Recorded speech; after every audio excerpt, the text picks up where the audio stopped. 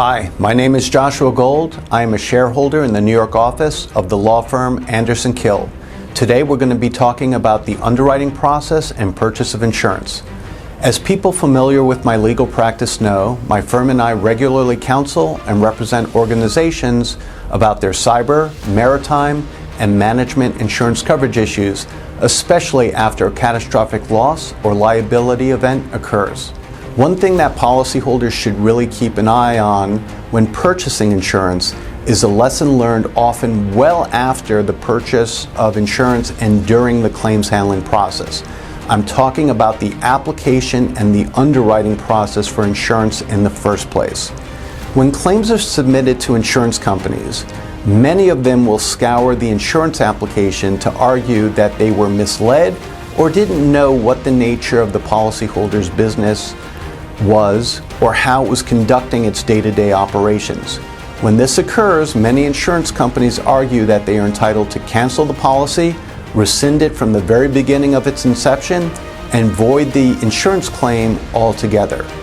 This has happened over the years with regularity with marine insurance, and now more recently beginning to become a pattern with cyber insurance policies as well. It also happens with such frequency with D&O insurance that policyholders and brokers needed to start demanding the inclusion of non-rescindable insurance coverage in the D&O realm. With all that said, there are a few things policyholders can do to protect themselves. First and foremost, policyholders should push back on vague or overly broad questions on their insurance applications. A yes/no option on an application is often a trap and should be treated as such. Second, policyholders should do their best to have more than one person gather the information needed to respond and fill out an application for insurance. Simply put, one person rarely has all the answers at their fingertips. Third, always invite the insurance company to inspect operations and ask further questions.